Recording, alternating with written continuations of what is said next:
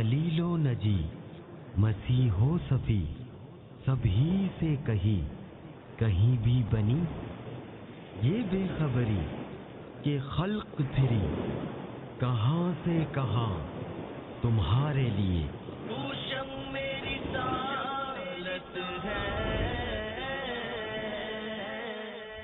عالم تیرا الحمدللہ رب العالمین والصلاة والسلام علی سید الانبیاء والمرسلین اما بعد فاعوذ باللہ من الشیطان الرجیم بسم اللہ الرحمن الرحیم الصلاة والسلام علیک یا رسول اللہ وعلی آلک واصحابک یا حبیب اللہ الصلاة والسلام علیک یا نبی اللہ وعلی آلک واصحابک یا نور اللہ۔ مدنی چینل کے ناظرین، سلسلہ ہے عالم تیرا پروانہ۔ اس سلسلے میں نبی پاک صلی اللہ تعالی وسلم کی محبت کی باتیں کی جاتی ہیں، سرکار کے دیوانوں، سرکار صلی اللہ علیہ وسلم سے عشق و محبت کا اظہار کرنے والوں، ان کے اعمال و کردار کا تذکرہ کیا جاتا ہے تاکہ ہمارے دلوں میں بھی عشق رسول صلی اللہ علیہ وسلم کی شمع مزید فروزہ ہو۔ آج بھی سلسلہ بڑی ہی پیاری شخصیات اور سرکار صلی اللہ علیہ وسلم کے بہت ہی پیارے دیوانوں کا ہے، اور آج کے سلسلے کا موضوع ہے فیضان عشرائے مبشرہ۔ جی ہاں، جن صحابہ کرام عشرہ مبشرہ کا تذکرہ ہو چکا، ان میں سے جو باقی اصحاب بچے ہیں انشاءاللہ عزوجل ان کا تذکرہ خیر ہوگا، ان کے عشق رسول کے واقعات بھی بیان کیے جائیں گے، استقامت فی الدین، سرکار صلی اللہ علیہ وسلم سے والہانہ وابستگی کو انشاءاللہ بیان کیا جائے گا۔ آپ سلسلے میں اچھی نیتوں کے ساتھ شامل رہیے۔ آئیے اچھی نیتوں کے ساتھ پہلے ہم تلاوت قرآن مجید کو سلسلے میں شامل کرتے ہیں تاکہ تلاوت قرآن کے نور سے ہمارے دل منور ہوں۔ صلو علی الحبیب صلی اللہ تعالی علی محمد صلی اللہ علیہ وسلم۔ اعوذ باللہ من الشیطان الرجیم، بسم اللہ الرحمن الرحیم۔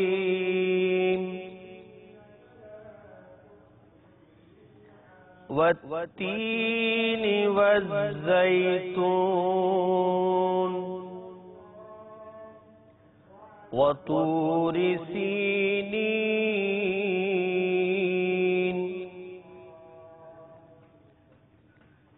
وهذا البلد الأمين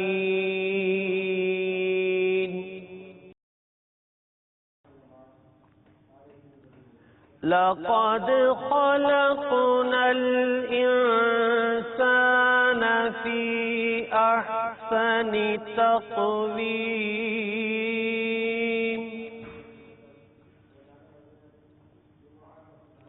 ثم رددناه أسفل سافلين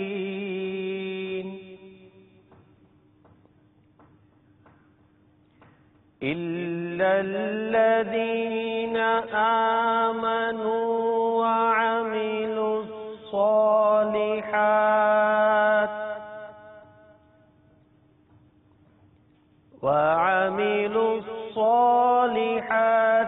فلهم أجر غير ممنون صدق اللہ العظیم۔ آئیے سلسلے میں نعت رسول مقبول صلی اللہ تعالی علیہ وسلم کو شامل کرتے ہیں۔ عشق رسول صلی اللہ علیہ وسلم کے بڑھانے کا ایک ذریعہ یہ بھی ہے کہ خوش الہان نعت خواں کے ذریعے نعت رسول مقبول صلی اللہ علیہ وسلم سنی جائے۔ آئیے نعت رسول مقبول صلی اللہ علیہ وسلم سنتے ہیں۔ صلو علی الحبیب صلی اللہ علیہ وسلم۔ محمد صلی اللہ علیہ وسلم۔ الحمدللہ رب العالمین والصلاة والسلام علی سید المرسلین۔ فرمان مصطفیٰ صلی اللہ تعالی علیہ وآلہ وسلم، نیت المؤمن خیر من عملی، یعنی مسلمان کی نیت اس کے عمل سے بہتر ہے۔ میٹھے میٹھے اسلامی بھائیوں، اچھی نیت نہ ہو تو عمل کا ثواب نہیں ملتا، اس لیے میں نیت کرتا ہوں کہ حصول ثواب کے لیے اور اللہ عز و جل کی رضا پانے کے لیے نعت شریف پڑھوں گا۔ آپ بھی اچھی نیتوں کے ساتھ شامل ہو جائیے، برکتیں حاصل ہوں گی۔ بلغ کمالہ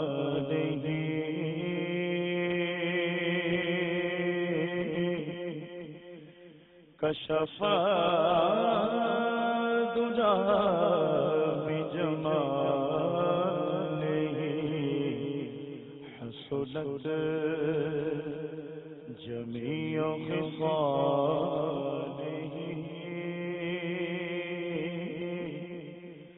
صلوا علیہ وآلہ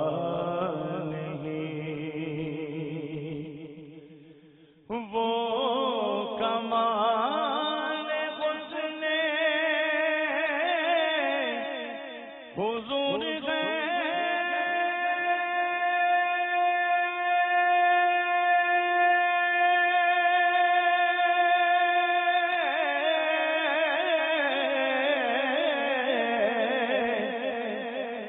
کہ گمان نفس جہان خاک سے دور ہے خاک سے دور ہے یہی شمع ہے کہ دھواں صلوا علیہ وآلہ صلوا علیہ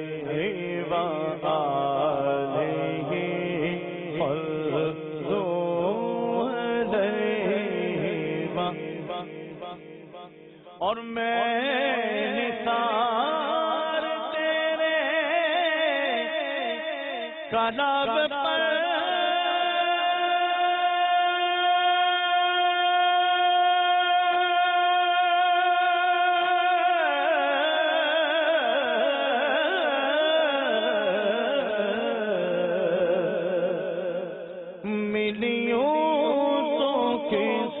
کو زبان وہ سخن ہے جس میں سخن وہ سخن ہے جس میں سخن وہ سخن ہے جس میں سخن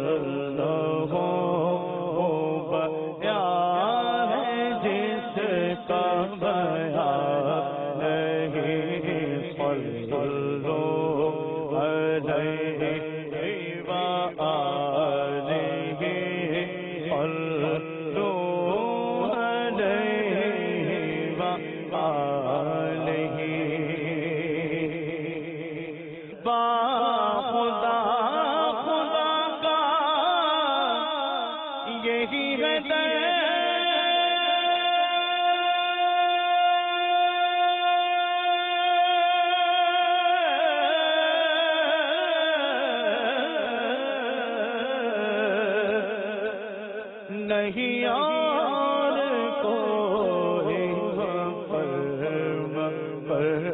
جو وہاں سے ہو یہی آکے ہو جو وہاں سے ہو یہی آکے ہو جو یا تو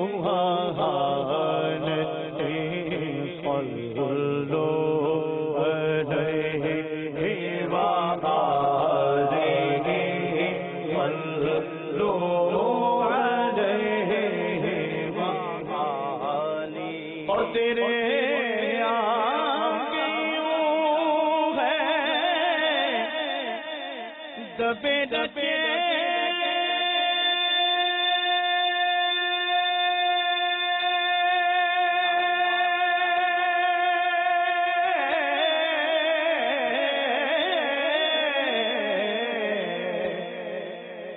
وہ صحاب کے بڑے بڑے کوئی جانے وہ بے زبان کوئی جانے وہ بے زبان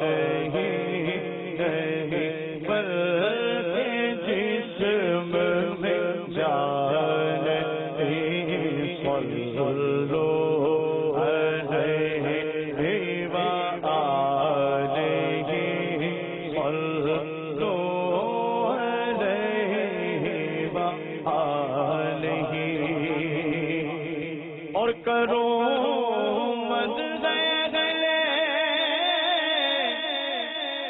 تو بن رضا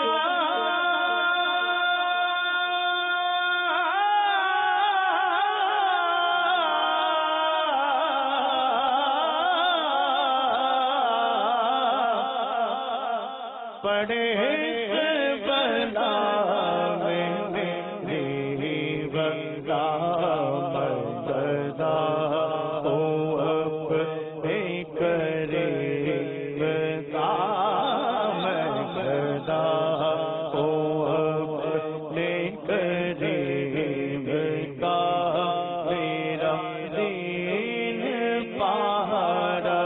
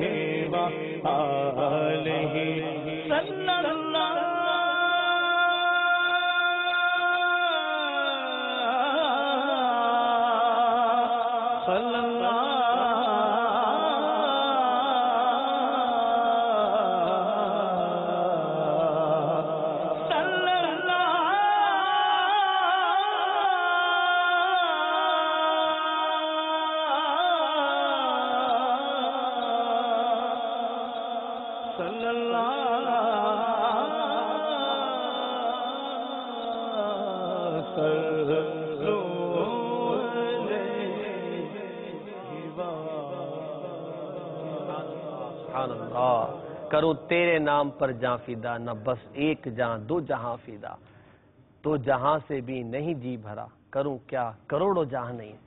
آج جن شخصیات کی گفتگو کی جا رہی ہے نا، عشرہ مبشرہ، ان میں سے ہم تقریباً 7 صحابہ کرام کے حوالے سے اپنے اس سلسلے میں گفتگو کر چکے ہیں۔ آج مزید 3 صحابہ کرام کے بارے میں گفتگو کر کے 10 کے عادت کو پورے کر کے اپنے لیے انشاءاللہ عزوجل نجات کا ذریعہ بنائیں گے۔ فیضان عشرہ مبشرہ کتنے خوش نصیب صحابہ ہیں۔ اعلیٰ حضرت فرماتے ہیں نا، وہ 10 جن کو جنت کا مجزہ ملا، اس مبارک جماعت پہ لاکھوں سلام۔ یہ اتنی مبارک جماعت، اتنے پیارے صحابہ کرام علیہم رضوان۔ آئیے میں شروع میں آپ کو ایک واقعہ سناتا ہوں، بڑا ہی عشق رسول سے لبریز واقعہ ہے۔ اس میں اپنے لیے بھی مدنی پھول لیجئے گا کہ ہم عشق رسول کے حوالے سے کہاں کھڑے ہیں۔ آئیے اس واقعے کو بڑی غور سے سنیے۔ چنانچہ ایک نوجوان ابتدائی اسلام میں اسلام لے کر آیا۔ جب وہ مسلمان ہو گیا تو اسلام لانے سے پہلے بھی وہ اپنی ماں کا بڑا فرما بردار تھا، فرما برداری کیا کرتا تھا، ماں کا ہر حکم مانتا تھا، سر خم تسلیم کیا کرتا تھا۔ یہ سید العالمین صلی اللہ علیہ وسلم کے دامن کرم سے وابستہ ہوا اور ماں کو پتہ چلا تو ماں نے کہا کہ بیٹے تو نے ان کی غلامی اختیار کر لی ہے، اپنے آباء و اجداد کے دین کو چھوڑ دیا ہے اور تو ہمارے دین سے الگ ہو گیا ہے۔ میرا دل اچھل کر حلق میں آ گیا ہے، میری راتوں کی نیندیں ختم ہو گئی ہے۔ میرے لال تو نے کبھی بھی میری نافرمانی نہیں کی ہے، میرا ہر کہا مانا ہے، میری ہر بات سنی ہے، میری اطاعت کی ہے۔ اے میرے لال، مجھے یقین ہے کہ اگر میں تجھ سے کچھ کہوں گی تو تو میری اب بھی بات مانے گا۔ وہ ماں اپنے اس نوجوان بیٹے سے کہنے لگی کہ میرے بیٹے، میں تجھے یہ کہتی ہوں کہ تو اس نئے دین کو چھوڑ دے، محمد رسول اللہ صلی اللہ علیہ وسلم کی غلامی سے باز آ جا، اپنے آباء و اجداد کے دین میں واپس آ جا، ورنہ میں بھوکی رہوں گی، دھوپ میں بیٹھ جاؤں گی اور اسی طرح اپنے آپ کو ہلاک کر دوں گی اور لوگ تجھے میرا قاتل کہیں گے۔ یہ ساری باتیں درد کے انداز میں ماں نے اس نوجوان کے سامنے کہی۔ آپ غور کر سکتے ہیں جب کوئی ماں اپنے بیٹے سے اس طرح کی گفتگو کرے گی تو بیٹے کی کیفیت کیا ہوگی۔ اگر فرما بردار بیٹا ہو، ماں سے محبت کرنے والا ہو تو یقینی اس کے دل میں ایک کیفیت، ایک درد اور ایک احساس پیدا ہوگا۔ ماں نے یہ گفتگو ختم کر دی اور واقعتاً اس نے کھانا پینا چھوڑ دیا، دھوپ میں بیٹھ گئی اور کھانا پینا چھوڑنے کے سبب بڑی کمزور ہو گئی، نڈھال ہو گئی۔ مگر بیٹے کی استقامت پر قربان جائیے کہ وہ بیٹا عشق رسول کی اعلیٰ قسم پر فائز تھا، اپنی والدہ کے سامنے آیا، اپنی والدہ کی حالت کو دیکھ کر بھی اس کے پائے استقلال کو ذرہ برابر لغزش نہ ہوئی اور استقامت کے ساتھ اپنی ماں سے کہنے لگا، اے میری پیاری ماں، میں نے تیری ہر بات مانی ہے، اگر یہ معاملہ کوئی دنیاوی ہوتا، کوئی اور گفتگو ہوتی تو یقیناً میں تیری بات مانتا۔ اے میری ماں واقعی میں تیرا فرما بردار ہوں، مگر جس بات کا تو مجھے کہہ رہی ہے، جس ذات اقدس کے بارے میں تو مجھے کہہ رہی ہے کہ میں ان کا دامن چھوڑ دوں، رحمت للعالمین، راحت العاشقین، مراد المشتاقین، صادق و امین صلی اللہ علیہ وسلم کے دامن کو چھوڑ دوں، تو میری ماں ان کی جدائی مجھے قبول نہیں، اور میں ان کے مقابلے میں دنیا و مافیا جو کچھ دنیا میں ہے اس تمام سے جدائی گوارا کر لوں گا، مگر اے میری ماں میں محمد رسول اللہ کی غلامی کو نہیں چھوڑوں گا۔ اور کہنے لگے کہ میری ماں تیری ایک جان تو کیا ہے، اگر 100 جانیں بھی ہوں تو ایک ایک کر کے سب اس پیارے آقا صلی اللہ علیہ وسلم پر قربان کرنا پڑے تو سب قربان کر دوں گا، مگر رسول اللہ کے دامن سے کبھی علیحدگی اختیار نہ کروں گا۔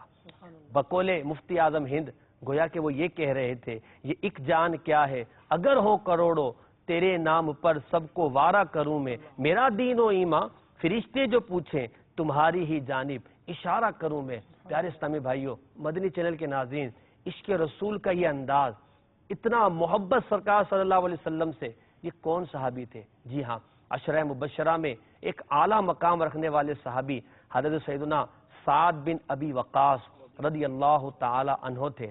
کتنا پیارا عشق رسول تھا۔ آج ہم غور کریں کہ آج دنیاوی دوستوں کی محبت، اپنے دنیاوی استاذوں کی محبت، اپنے کلچر کی محبت یا اپنے آفس کے معاملات ہمیں بعض اوقات دین پر عمل کرنے سے روک دیتے ہیں، اور ہمارا جواب یہ ہوتا ہے کہ یار لوگ کیا کہیں گے، میں آفس میں کیا جواب دوں گا، اسکول و کالج میں کیا جواب دوں گا، اگر میں نے امامہ پہن لیا تو محلے والے کیا کہیں گے۔ ارے ہم محمد رسول اللہ صلی اللہ علیہ وسلم کے غلام ہیں، سرکار علیہ الصلوۃ والسلام سے محبت کا دعویٰ کرتے ہیں۔ سیدنا سعد بن ابی وقاص رضی اللہ تعالیٰ عنہ نے اپنی ماں کو جواب دیا، وہ جواب ہمارے لیے لائق تقلید ہے کہ ہم دنیا داروں کو یہ جواب دیا کریں، یعنی اپنے عمل سے دیا کریں کہ دیکھیں جب سرکار کی محبت کی بات آئے، سرکار کی سنتوں پر عمل کی بات آئے، نبی کریم علیہ الصلوۃ والسلام کی شریعت کی پاسداری کی بات آئے، تو مسلمان اس جانب کھڑا ہوگا جہاں کہ میرے آقا علیہ الصلوۃ والسلام نے ارشاد فرمایا۔ میرے آقا نے فرمایا امامہ باندھو، امام عرب کا تاج ہے تو محبت کرنے والا امامہ باندھے گا۔ میرے آقا نے فرمایا داڑیاں رکھو کہ داڑیاں جو ہے وہ داڑھی منڈانے والوں کو یہودیوں سے مشابہت کرنے والا کہا گیا، تو سرکار سے محبت کرنے والا داڑھی رکھے گا۔ نبی کریم علیہ الصلوۃ والسلام نے فرمایا نماز میری آنکھوں کی ٹھنڈک ہے، تو سرکار سے محبت کرنے والا نماز پڑھے گا، مسجدوں سے دور تو نہیں رہے گا۔ یہ سیدنا سعد بن ابی وقاص رضی اللہ تعالیٰ عنہ کے اس عشق رسول سے لبریز واقعے میں ہمارے لیے درس ہے، تو ہمیں عشق رسول صلی اللہ علیہ وسلم کو اپنے دل میں مزید جاں گزی کرنا چاہیے اور اپنے عمل و کردار کے ساتھ یہ بتانا چاہیے۔ سیدنا سعد بن ابی وقاص رضی اللہ تعالیٰ عنہ کا مختصر تعارف میں انشاءاللہ آپ کو پیش کرتا ہوں، پھر اپنے مبلغین کی طرف چلیں گے اور ان سے سیدنا سعد بن ابی وقاص اور مزید سیدنا سعید بن زید رضی اللہ تعالیٰ عنہ اور عبداللہ بن جراح، عبید اللہ بن جراح رضی اللہ تعالیٰ عنہ، ان تین صحابہ کرام کے حوالے سے انشاءاللہ سنیں گے۔ سعد بن ابی وقاص رضی اللہ تعالیٰ عنہ وہ خوش نصیب صحابی ہیں کہ ان کا تعارف خود رسول اکرم صلی اللہ علیہ وسلم نے بیان فرمایا۔ وہ کیسے؟ ایک حدیث پاک میں ہے، المستدرک کی حدیث ہے، حضرت سعد بن ابی وقاص کہتے ہیں کہ میں نبی پاک صلی اللہ علیہ وسلم کی بارگاہ میں حاضر ہوا اور سرکار سے عرض کیا یا رسول اللہ میں کون ہوں؟ تو حضور نے ارشاد فرمایا تم سعد بن مالک بن احیب بن عبد مناف بن زہرہ ہو، اور جو اس کے علاوہ کوئی اور نسب تمہاری طرف منسوب کرے اس پر اللہ تعالیٰ کی لعنت۔ نبی کریم علیہ الصلوۃ والسلام نے ان کا نسب بیان کیا اور خاندانی واسطے سے یہ سرکار علیہ الصلوۃ والسلام کے عالی نسب سے جا ملا کرتے تھے۔ تو حضرت سعد بن ابی وقاص اس عالی سیرت کے مالک تھے۔ عشق رسول کے حوالے سے ابھی ہم نے واقعہ سنا، ہم انشاءاللہ مبلغ کی طرف چلتے ہیں۔ سیدنا سعد بن ابی وقاص رضی اللہ تعالیٰ عنہ کا یہ عشق رسول کا واقعہ راشد بھائی جو میں نے بیان کیا، یقیناً یہ ہمارے اندر ایک قوت ایمانی پیدا کرتا ہے، غیرت پیدا کرتا ہے۔ سعد بن ابی وقاص رضی اللہ تعالیٰ عنہ کی سیرت و کردار میں اور ایسے کون سے پہلو ہیں کہ جن کو اگر ہم سنیں تو وہ ہماری زندگی میں تبدیلی کا سبب بن سکتے ہیں؟ بسم اللہ الرحمن الرحیم۔ ابھی جو آپ نے آخر میں ذکر فرمایا کہ نبی پاک صلی اللہ تعالی علیہ وسلم نے اپنے اس صحابی کے نسب کو بیان فرمایا، اور 5ویں پشت میں آپ کا سلسلہ نسب نبی پاک علیہ الصلوۃ والسلام سے ملتا ہے ماشاءاللہ۔ ترمذی شریف کی ایک حدیث پاک جو ان کی فضیلت کے لیے ہے، اور وہ مقام حاصل ہے جو کائنات میں کسی دوسری ہستی کو حاصل نہیں ہوا۔ سعد بن ابی وقاص رضی اللہ تعالیٰ عنہ کے ویسے تو بہت سے فضائل ہیں، لیکن یہ ایک ایسی فضیلت ہے جو کائنات میں اس فضیلت کو کوئی نہیں پا سکتا، کیونکہ نبی پاک علیہ الصلوۃ والسلام افضل الخلق ہیں۔ بے شک کائنات میں کائنات میں خدا کی کل خدائی میں سب سے افضل و اعلیٰ ہیں، اور آپ سے جس شے کو نسبت ہوتی چلی جائے گی وہ اعلیٰ و رفع ہوتی چلی جائے گی۔ ماشاءاللہ ماشاءاللہ۔ حضرت سیدنا جابر بن عبداللہ رضی اللہ تعالیٰ عنہ فرماتے ہیں ترمذی شریف کے حدیث پاک کہ اقبل سعد، حضرت سیدنا سعد بن ابی وقاص رضی اللہ تعالیٰ عنہ تشریف لائے، فقال النبی صلی اللہ علیہ وسلم، نبی پاک علیہ الصلوۃ والسلام نے ارشاد فرمایا، ھذا خالی، یہ میرے ماموں ہیں، ہائے کسی کا ایسا ماموں ہو تو لائے۔ اللہ اللہ، ھذا ایسا ہو خالی، تو سامنے آئے، سبحان اللہ، کیا بات، ھذا خالی، یہ میرا ماموں ہے، ایسا کسی کا ماموں ہو تو وہ لائے۔ واہ واہ۔ اب ان کو ماموں کیوں کہا گیا؟ براہ راست تو یہ نبی پاک علیہ الصلوۃ والسلام کے ماموں نہیں ہیں۔ ٹھیک ہے۔ امام ترمذی اس حدیث پاک کو روایت کرنے کے بعد اس کی وجہ بھی بیان فرماتے ہیں۔ آپ فرماتے ہیں کان سعد من بنی زہرہ وکانت ام النبی صلی اللہ تعالی علیہ وسلم من بنی زہرہ، کہ حضرت سعد رضی اللہ تعالیٰ عنہ کا تعلق قبیلہ بنی زہرہ سے تھا، ٹھیک ہے۔ اور نبی پاک علیہ الصلوۃ والسلام کی والدہ ماجدہ کا تعلق بھی بنی زہرہ سے تھا۔ لذالک قال النبی صلی اللہ علیہ وسلم ھذا خالی، اس نسبت سے نبی پاک علیہ السلام نے فرمایا یہ میرے ماموں ہیں۔ اب نبی کریم کے یہ جو الفاظ ہیں کہ ان سا کوئی ماموں ہو تو لے کر آئے، یعنی یہ کتنا ناز والا انداز ہے، کتنا پیار والا انداز ہے، اور ماں جو ہے یہ قسمت پر محبت کا رشتہ ہے، اور ماں کی طرف کے جو خاندان والے واہ ہوتے ہیں، نانا ہے، نانی ہے، ماموں، یہ بڑی پیار اور محبت کی ان میں وہ پائی جاتی ہے باپ کی بنسبت۔ تو اب یہاں ہمیں یہ بھی دیکھنا چاہیے کہ صرف خاندان ایک ہے، حضرت سعد بن ابی وقاص اور نبی پاک علیہ الصلوۃ والسلام کی والدہ ماجدہ کا، تو آپ انہیں ماموں کہہ رہے ہیں اور ان کو عزت اور اعزاز سے نواز رہے ہیں، تو جو سگا ماموں ہے اس کا ادب و احترام اور اس کا مقام کیا ہوگا؟ حضرت حسن سلوک کرنے کے حوالے سے حضرت سیدنا سعد بن ابی وقاص رضی اللہ تعالیٰ عنہ مستجاب الدعوات تھے۔ مستجاب الدعوات اس خوش نصیب کو کہتے ہیں جس کی دعا رب کی بارگاہ میں قبول ہوتی ہے اور اس کی دعا کی قبولیت کے آثار ظاہر ہوتے ہیں۔ ویسے تو اللہ اپنے ہر نیک بندے اور اپنے ہر بندے کی دعا کو سنتا ہے، قبول فرماتا ہے، لیکن مستجاب الدعوات جس کی دعاؤں کی قبولیت کا اظہار فوراً ظاہر ہوتا ہے۔ ہمارے یہاں آج کل یہی ہے نا، دعا قبول ہونا اسی صورت میں سمجھتے ہیں کہ بھئی جو میں نے کہا ہے وہ ہو جائے، تو وہ اس کنڈیشن میں تھے کہ جو آپ فرماتے تھے وہ ہو جاتا تھا، نظر آ جاتا تھا۔ اور اس کی وجہ کیا تھی کہ نبی پاک علیہ الصلوۃ والسلام نے خود حضرت سعد رضی اللہ تعالیٰ عنہ کے لیے رب کی بارگاہ میں التجا فرمائی تھی کہ اللہم استجب لسعد اذا دعاک، اے میرے رب جب سعد تجھ سے دعا کرے، جب بھی دعا کرے تو اس کی دعا کو قبول فرما۔ ہے بڑی ناز سے جب دعائے محمد اعلیٰ حضرت کا شعر ہے نا، سرکار علی وقار صلی اللہ علیہ وسلم نے جب دعا مانگی ہے تو حضرت سعد کے لیے یہ دعا کیوں نہ قبول ہوگی، وہ مستجاب الدعوات بن گئے۔ کتنا پیارا رشتہ اور کیسی محبت بھرے انداز تھے سیدنا سعد کے سرکار کے ساتھ، اور نبی کریم علیہ الصلوۃ والسلام کا کتنا شفقت بھرا انداز تھا حضرت سعد رضی اللہ تعالی عنہ پر۔ انشاءاللہ حضرت سعد رضی اللہ عنہ کے حوالے سے مزید انشاءاللہ سنیں گے۔ آئیے ہم اپنے اگلے صحابی رضی اللہ عنہ کی طرف چلتے ہیں اور ان کی سیرت اور ان کے کردار کے حوالے سے بھی سنتے ہیں۔ ہمارے مبلغ ان کے حوالے سے انشاءاللہ بیان کریں گے۔ سیدنا ابو عبیدہ بن جراح رضی اللہ تعالیٰ عنہ، نام بڑا ان کا پیارا ہے نا، یہ نام لیتے ہی ایک تھوڑی سی کیفیت پیدا ہوتی ہے، تو ان کے حوالے سے کچھ بیان فرمایا۔ الحمدللہ رب العالمین والصلاة والسلام علی سید الانبیاء والمرسلین، اما بعد فاعوذ باللہ من الشیطان الرجیم، بسم اللہ الرحمن الرحیم۔ سلسلہ عشرہ مبشرہ کے ایک صحابی ہیں ابو عبیدہ بن جراح، اسی نام سے یہ معروف ہیں رضی اللہ تعالیٰ عنہ۔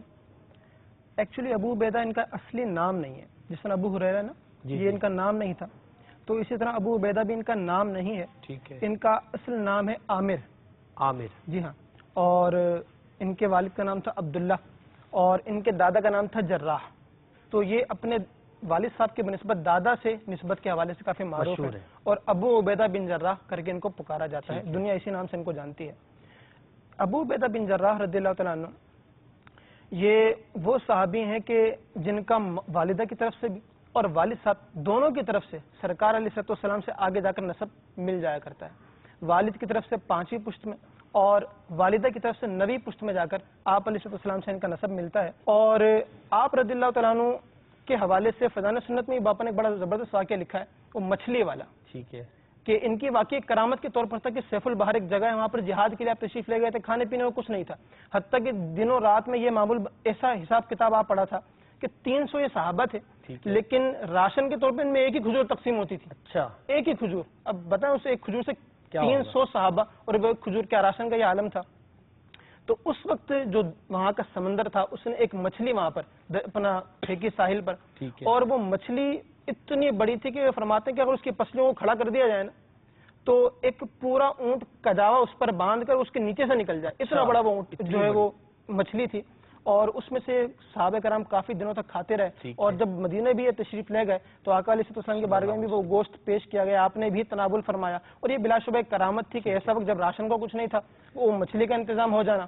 پھر مچھلی ایک وہ جانور ہے کہ جو اگر 4 دن اس کو گزر جائے نا تو بالکل پانی بن کر بہ جاتی ہے، سلامت رہتی نہیں ہے. یہ صحابہ کئی دن تک اسے کھاتے رہے، اس کا گوشت بھی سلامت رہا، اور مدینے پر بھی لے کے گئے، وہاں پہ صحابہ کرام نے بھی اس کو تناول فرمایا. تو یہ آپ رضی اللہ تعالیٰ عنہ کا جو ایک یوں سمجھ لیں کہ کرامت کے طور پہ اس کو بیان کیا جاتا ہے. اور آپ رضی اللہ تعالیٰ عنہ کا مزار انوار یہ جارڈن میں، اور جو سلسلہ زیارات مقدسہ ہے اس کے اندر بھی آپ رضی اللہ تعالیٰ کے جو مزار ہیں وہاں پر حاضری حاجی عبدالرحیم صاحب جو گئے تھے وہ کرائی جاتی ہے، دکھایا جاتا ہے. اور امام نووی رحمۃ اللہ تعالیٰ علیہ یہ بہت مشہور بزرگ ہیں، یہ فرماتے ہیں کہ میں نے ان کے مزار پر کئی مرتبہ حاضری دی ہے، اور ان کے مزار پہ ایک عجیب ہی ایک شان ہے اور ایک ہیبت ہے ان کے مزار کی جو ان کی شایان نشان لگتی ہے. اور آپ کے مزار پر میں نے کئی ساری کرامات بھی دیکھی ہیں. تو کرامات تو آپ نے بیان نہیں کی، لیکن بہرحال اوور آل اشرا مبشرہ کے صحابی بھی ہیں اور بلا شبہ بڑی شان. ماشاء اللہ تمام صحابہ کرام کی بڑی شان ہے، عشرہ مبشرہ بڑی شان والے ہیں. آئیے ان اصحاب کے واقعات، ان کے کردار، ان کی سیرت کے حوالے سے مدنی پھول لے رہے ہیں مدنی اسلامی بھائیوں سے، مبلغین سے. مدنی چینل کے ناظرین کی کالز کی طرف چلتے ہیں اور دیکھتے ہیں کہ وہ ہمیں کیا کہہ رہے ہیں. جی پہلی کال سنائیے گا. محمد فضل اختاری باب الاسلام سے میر کو خاص سے عرض کر رہا ہوں. مدنی چینل کا سلسلہ عالم تیرا پروانہ بہت ہی پیارا سلسلہ چل رہا ہے، اور بہت معلومات صحابہ اکرام کی، بالخصوص صحابہ اکرام کے بارے میں اور صحابہ اکرام کا عشق رسول. تو عرض یہ ہے کہ گزارش ہے کہ سیدنا بلال رضی اللہ تعالیٰ عنہ کا جو عشق رسول ہے کچھ تھوڑی جھلکی سیدنا بلال رضی اللہ تعالیٰ عنہ کے متعلق بتا دیجیے. اور ایک نعت شریف چمک سے باتیں سب پانے والے، میرا دل بھی چمکا دے چمکانے والے، سنا دیجیے. جزاک اللہ خیرہ. السلام علیکم ورحمۃ اللہ وبرکاتہ. وعلیکم السلام ورحمۃ اللہ وبرکاتہ. آپ کی ایک فرمائش انشاءاللہ نعت کی اس سلسلے میں پوری کریں گے، اور سیدنا بلال کے حوالے سے وہ تو عاشقوں کے امام گزرے ہیں، اللہ نے چاہا تو ایک سلسلہ پورا سیدنا بلال رضی اللہ عنہ پر کرنے کی کوشش کریں گے. جی اگلی کال سنائیے گا. عبدالستار اطاری بات کر رہا ہوں، گڑھ فتح شاہ ضلع سردار آباد سے. مجھے عالم تیرا پروانہ میں یہ کلام سننا ہے، پھر کے گلی گلی تباہ ٹھوکریں کھائے کیوں. انشاءاللہ عز و جل. اگلی کال سنائیے گا. میرا نام عدنان اختاری ہے، باول مدینہ کراچی سے بات کر رہا ہوں. مجھے امیر اہل سنت کی کوئی منقبت سننی تھی، یا پھر مجھے در پہ پھر بلانا مدنی مدینے والے وہ نعت سننی تھی. آپ کو اختیار دے دیا انہوں نے، یا تو منقبت سنا دے یا نعت سنا دے. جی اگلی کال سنائیے گا. ماشاء اللہ. عالم تیرا پروانہ میں آج کا موضوع خزانہ اشرف مبشرہ رضوان اللہ تعالی علیہ مجمعین، خوب معلومات کا خزانہ ملے گا الحمدللہ. میں نعت کی فرمائش کرنا چاہتا ہوں. حسن رضا خان رحمۃ اللہ تعالیٰ کا کلام، دل درد سے بسمل کی طرح لوٹ رہا ہو. آپ کا سنا دیں. مدینہ مدینہ. جزاک اللہ خیر. السلام علیکم ورحمۃ اللہ. وعلیکم السلام ورحمۃ اللہ وبرکاتہ. انشاءاللہ عز و جل کوشش کریں گے کہ آپ کی فرمائی بھی شامل سلسلہ کی جائے. اگلی کال سنائیے گا. میں راؤ محمد عبدالسلام اطاری پاک پدم شریف کے نواحی کا ڈبل بارہ ایس پی سے عرض کر رہا ہوں. مدنی چینل کا سلسلہ عالم تیرا پروانہ بہت ہی پیارا سلسلہ ہے الحمدللہ. ہم سب گھر والے بڑے شوق سے دیکھتے ہیں. ہمارے ناز خان اسلامی بھائی عدنان بھائی کی بارگاہ میں عرض ہے کہ مجھے سیدی اعلیٰ حضرت علیہ رحمہ کا یہ کلام سنا دیں. گزرے جس راہ سے وہ سید بالا ہو کر. ماشاءاللہ آپ نے بھی اچھے انداز میں پڑھنے کی کوشش کی ہے. عدنان بھائی بھی انشاءاللہ پڑھیں گے. جی اگلی کال. میرا نام فیاض حسین فرستکار چھانا منگا پنجاب پاکستان سے بول رہا ہوں. پروگرام چل رہا ہے عالم تیرا پروانہ. یہ نہ سنا دے تو شمع رسالت ہے عالم تیرا پروانہ. انشاءاللہ عز و جل. اگلی کال. محمد طاہر محمود اتاری کھانے وال شہر پنجاب تو بول رہے ہاں. مدنی چینل دے سلسلے سارے بہت اچھے نے لیکن عالم تیرا پروانہ سلسلے دی کیا ہی بات ہے. اے سلسلہ ویکھ کے عشق رسول دے وچ اضافہ ہوندا ہے بہت زیادہ. میری اے فرمائش ہے مینوں مجبوریاں تے دوریاں نے ماریا سدلو مدینے آقا کرو مہربانیاں. اے کلام سنا دیتا جاوے. آمین آمین. انشاءاللہ عز و جل آپ کی یہ فرمائش بھی پوری کرنے کی کوشش کریں گے. آپ کا شکریہ جن اسلامی بھائیوں نے کال کی اور ہماری حوصلہ افزائی کی. اللہ تعالیٰ ان کو جزائے خیر عطا فرمائے. انشاءاللہ ہم فرمائشوں کی طرف چلتے ہیں. پہلے ہم مبلغ دعوت اسلامی سے پوچھتے ہیں سیدنا عبیدہ بن جراح رضی اللہ تعالیٰ عنہ کا ایک کوئی خاص لقب بھی ہے جن سے وہ مشہور ہے. ویسے تو ہر صحابی کا کوئی نہ کوئی لقب ہم سنتے ہیں جیسے ذوالہجرتین ہے اور دیگر صحابہ کرام ہے. سیدنا عبیدہ بن جراح رضی اللہ عنہ کے حوالے سے کوئی خاص. جی جس طرح نبی پاک علیہ السلام صفات عالیہ کے حامل ہیں کمال کی صفات آپ میں پائی جاتی ہیں اسی طرح آپ کے اصحاب جو ہیں آپ کی صحبت کی برکت ہے کہ ہر صحابی میں ہر صفت اچھی صفت اپنے عروج پر ہے. لیکن بعض صحابہ بعض صفات کے ساتھ خاص ہیں اور امت میں اور رہتی دنیا تک ان کا اسی صفت کے ساتھ ہی تعارف کروایا جاتا ہے شہرت. اب جیسے اب یہاں پر یہ بھی ہوتا ہے میں روایت پڑھتا ہوں انشاءاللہ اس کے بعد میں کچھ عرض کروں گا. حضرت ابو عبیدہ بن جراح رضی اللہ تعالیٰ عنہ کو یہ فضیلت اور مقام حاصل ہے کہ نبی پاک علیہ السلام جو کائنات میں سب سے بڑے صادق و امین ہیں آپ نے ان کو اس امت کا اپنی امت کا امین فرمایا ہے. جیسے ترمذی شریف کی حدیث پاک حضرت ابن عمر اور انس رضی اللہ تعالیٰ عنہ دونوں روایت کرتے ہیں کہ نبی پاک علیہ السلام نے ایک مقام پر ارشاد فرمایا لِكُلِّ أُمَّةٍ أَمِينٌ ہر امت کا ایک امین یعنی امانت دار ہوتا ہے. وَأَمِينُ هَذِهِ الْأُمَّةِ أَبُو عُبَيْدَةَ بْنُ الْجَرَّاحِ اور میری اس امت کا امین امانت دار ابو عبیدہ بن جراح ہے. تو آپ کو امین الامہ کا لقب اور خطاب نبی پاک علیہ السلام کی جناب سے ملا. کیا بات ہے. اب نبی پاک علیہ السلام نے اپنے اس مقدس صحابی کو امین کہا کہ میری امت کا امین یہ ہے تو قطعاً ہرگز اس کا مطلب یہ نہیں ہے کہ نبی پاک علیہ السلام کے دیگر اصحاب امین امانت دار نہیں تھے. ٹھیک ہے.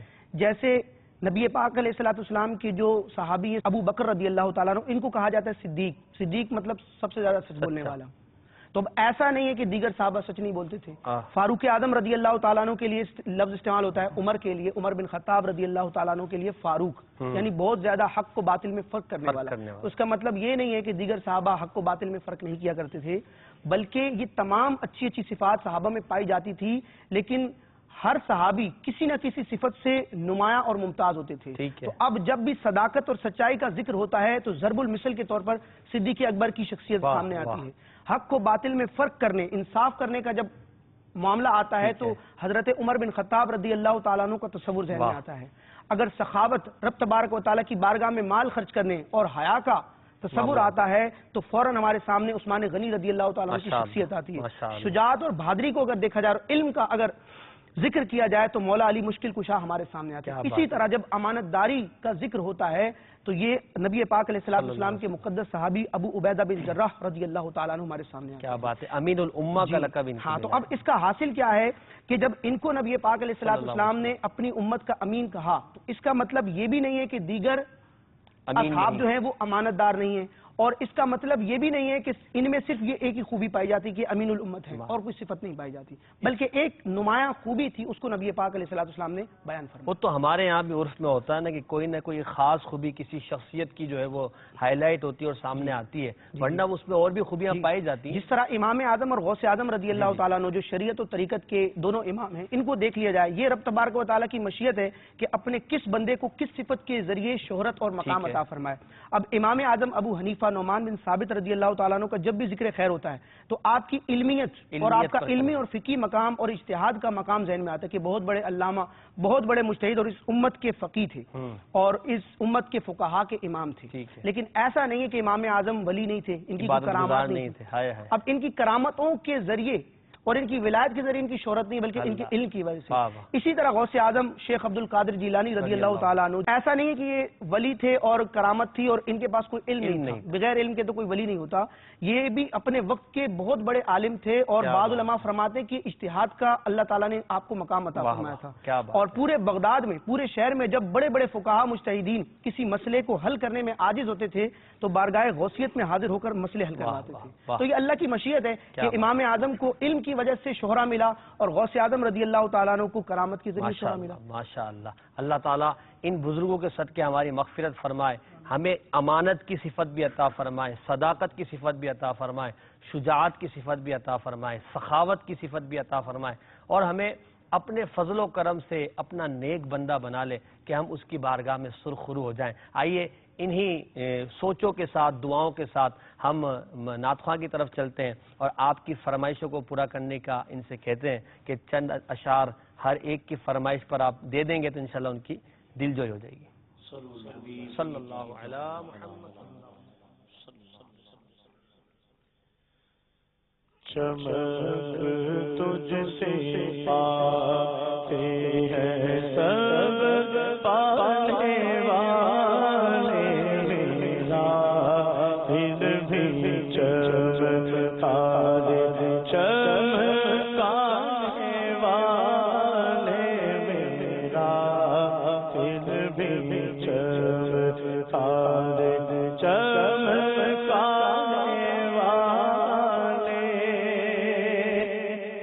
مدینے کے خیمے خدا تجھ کو رکھے، مدینے کے خیمے خدا تجھ کو رکھے، غریبوں فقیروں کے ٹھہرانے والے،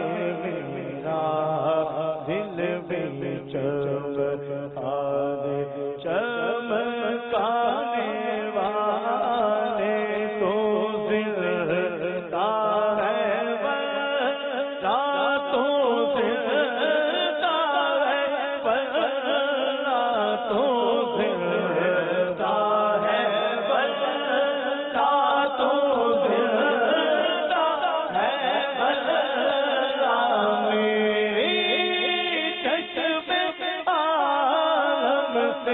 چھوپ جانے والے، میرا دل بھی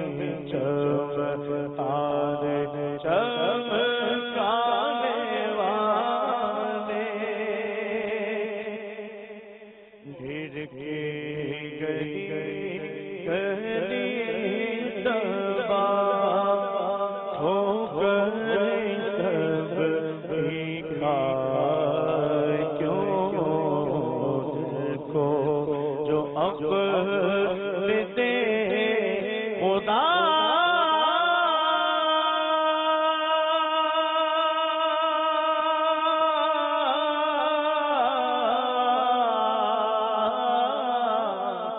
دل کو، جو اب لیتے خدا تیری گلی سے جائے کیوں، رخصت قافلہ کشو،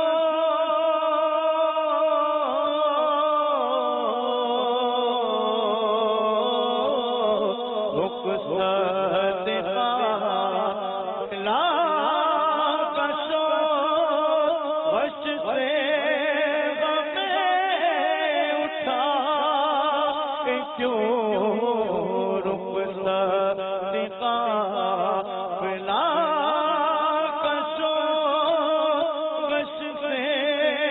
غم اٹھا کیوں،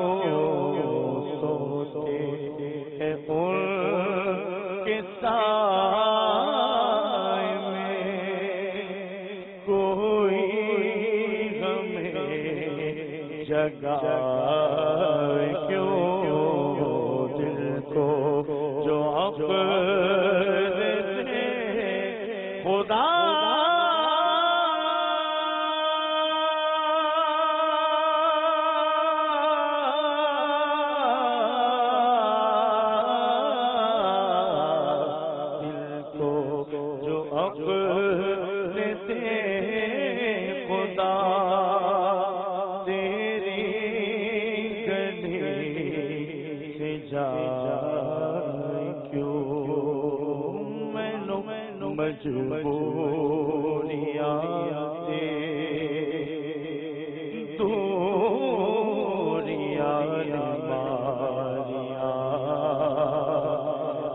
دلو مدینے آقا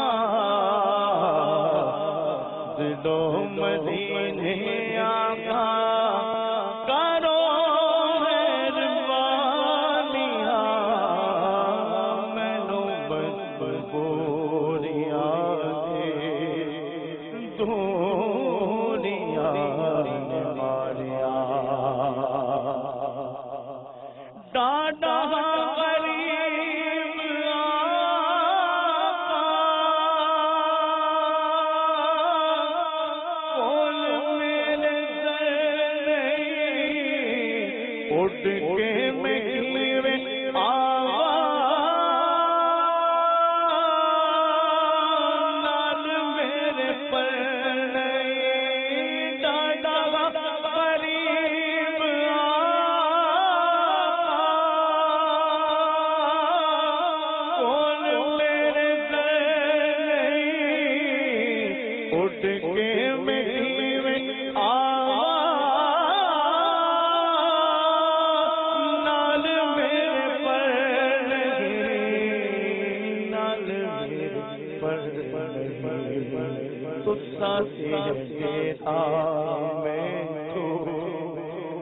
بڑی دور لایا دلو مدینے آقا کرو مہربانیاں مینوں مجبوریاں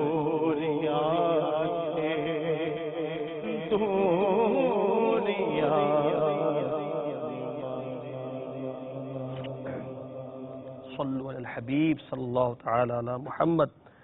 صحابہ کرام علیہم رضوان کے حوالے سے ہم گفتگو کر رہے ہیں۔ دوران نعت ہمارے سلسلے میں مبلغ دعوت اسلامی رکن شورا ابو مدنی حاجی عبدالحبیب اتاری سلمہ الغنی تشریف لائیں، ہمیں مرحبا کہتے ہیں، اور انشاءاللہ عبدالحبیب بھائی سے بھی اس حوالے سے مدنی پھول لیتے ہیں۔ ہم عشرہ مبشرہ کے 3 اصحاب کے حوالے سے گفتگو کر رہے تھے، سیدنا سعد بن ابی وقاص، ابو عبیدہ بن جراح رضی اللہ تعالیٰ عنہ، سعید بن زید رضی اللہ تعالیٰ عنہ۔ تو ان کے عشق رسول اور ان کی شجاعت، ان کی بہادری، ان کی امانت پر ہم کلام کر رہے تھے۔ آپ بھی ان پر کچھ مدنی پھول عطا فرمائیں۔ سبحان اللہ، بہت خوبصورت ہستیوں کا تذکرہ ہو رہا ہے۔ غور کریں کہ عشرہ مبشرہ کو ٹاپ آف دا لسٹ یہ مقام کیسے ملا ہے۔ یقیناً پہلے خلفائے راشدین ہیں اور پھر باقی وہ 6 صحابہ ہیں، لیکن یہ اتنے سارے صحابہ ہیں اور ان میں یہ 10 کیوں ٹاپ آف دا لسٹ بنے؟ لیکن ان 10 کی جب سیرت پڑھتے ہیں نا تب عقلیں حیران ہو جاتی ہیں کہ واقعی انہوں نے وہ کچھ کیا۔ ایک تو یہ اولین صحابہ میں سے تھے، یعنی سب سے پہلے ایمان لانے والوں میں ان کا شمار تھا۔ اور جو اولین ہوتے ہیں نا، یہ دنیا میں بھی دستور ہوتا ہے کہ ہمیں بھی جب انسان کسی مشکل میں ہو اور مشکل وقت میں شروع میں کوئی ساتھ دے دے، یا جیسے امیر اہل سنت کا میں بات کروں، دعوت اسلامی چونکہ ہم ہیں، امیر اہل سنت آج بھی ان اسلامی بھائیوں کو ضرور یاد کرتے ہیں جب دعوت اسلامی بنی تھی نا، تو وہ ساتھ انہوں نے سٹارٹ میں دیا۔ اس وقت نہ کوئی پوچھنے والا تھا بظاہر، نہ کوئی اسباب تھے، اب تو اسباب ماشاءاللہ بہت زیادہ ہو گئے، لیکن میں نے امیر اہل سنت کی سیرت میں بھی یہ پہلو دیکھا، تو میں نے ایک بار مجھے یاد پڑتا ہے سوال بھی کیا تھا، تو یہ فرماتے تھے کہ اب تو گاڑیوں کی لائنیں لگی ہوئی ہیں، اب تو اسباب بہت سارے ہیں، یہ اس وقت میرے لیے گاڑی لے کر آتے تھے، یہ اس وقت میرے لیے مدد کرتے تھے، یہ اس وقت کھانا پکا کے لاتے تھے، یہ اس وقت ایک ڈول کے اندر جو ہے وہ، مجھے یاد ہے کہ اسلامی بھائی گلزار حبیب میں ہر جمعرات کو اجتماع کے بعد ان کے یہاں سے ایک ہی ڈول آتی تھی، دال ہوتی تھی اور ایک ہی ڈول آتی تھی، اور اسی میں اسلامی بھائی اجتماع کے بعد کھانا کھا لیتے تھے۔ اب کتنی 100 دیگیں آتی ہوں گی اور کتنے ہزار اجتماع ہوتے ہوں گے، لیکن وہ ایک ڈول جو ہے اس کا نعم البدل نہیں ہے، کیونکہ اچھا اس وقت ان کو بھی یہ نہیں پتا تھا کہ یہ تحریک کہاں تک پہنچ جائے گی۔ یقیناً صحابہ کرام علیہ یہ تماثل نہیں ہے، یہ کوئی مطلب مقابلہ معاذ اللہ نہیں ہے، میں سمجھانے کے لیے عرض کر رہا ہوں کہ یہ ہماری فیلنگز بھی ہوتی ہیں۔ نبی پاک علیہ الصلوۃ والسلام کے ان صحابہ نے ان حالات میں، ان تکالیف میں، ان مشکلوں میں پیارے آقا کا ساتھ دیا کہ بعد میں چیزیں اچھی ہوتی گئیں، آسان ہوتی گئیں۔ مدینہ منورہ جب پہنچے صحابہ کرام تو پھر زندگی بہت ایزی ہو گئی، لیکن جو مکی زندگی تھی اور اس میں جو پرابلمز آئیں، تو اب جیسے بات کی جائے حضرت سعد بن ابی وقاص رضی اللہ تعالیٰ عنہ کی، آپ ایک روایت کے مطابق 3 یا 4 نمبر پر اور ایک روایت کے مطابق 7ویں نمبر پر آپ ایمان لائے، تو بالکل ارلی صحابہ میں سے۔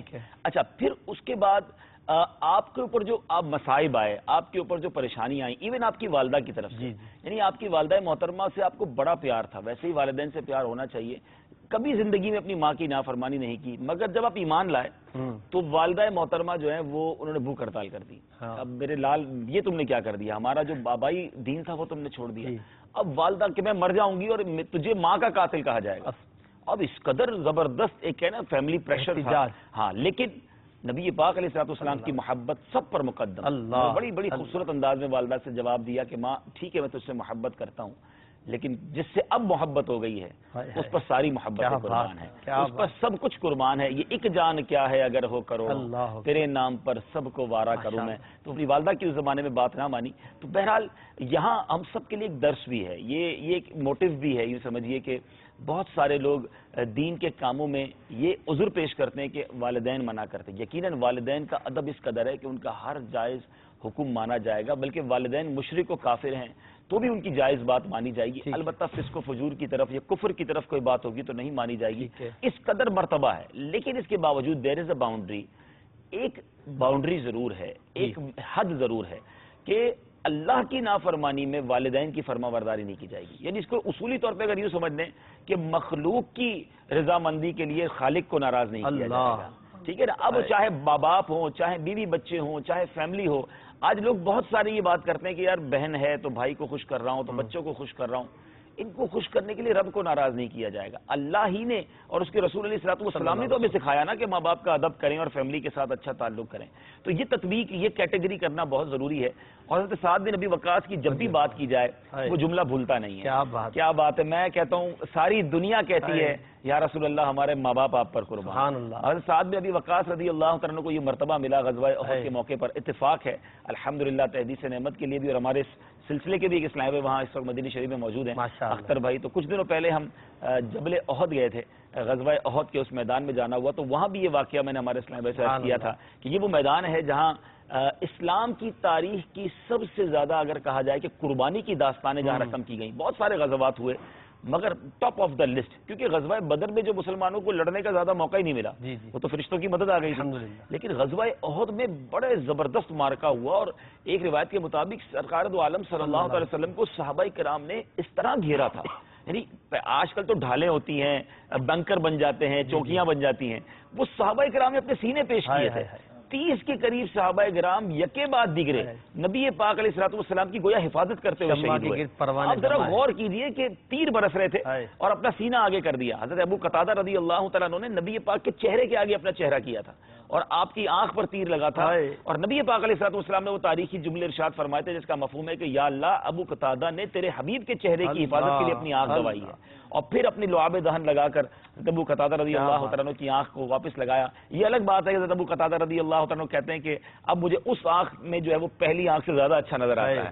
تو بہرحال لیکن حضرت سعد بن ابی وقاص کو کیا شرف ملا. سعد بن ابی وقاص رضی اللہ تعالیٰ عنہ نبی پاک کے بالکل آگے کھڑے.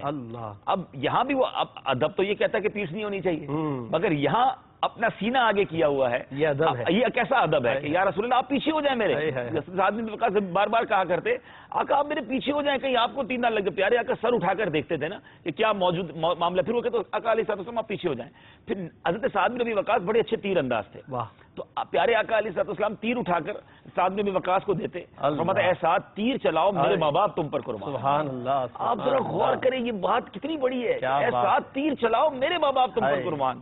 ہمارے ماں باپ سعد بن ابی وقاص رضی اللہ تعالیٰ پر قربان، ان کی اس عظمت پر قربان اور نبی پاک سے وہ محبت پر قربان.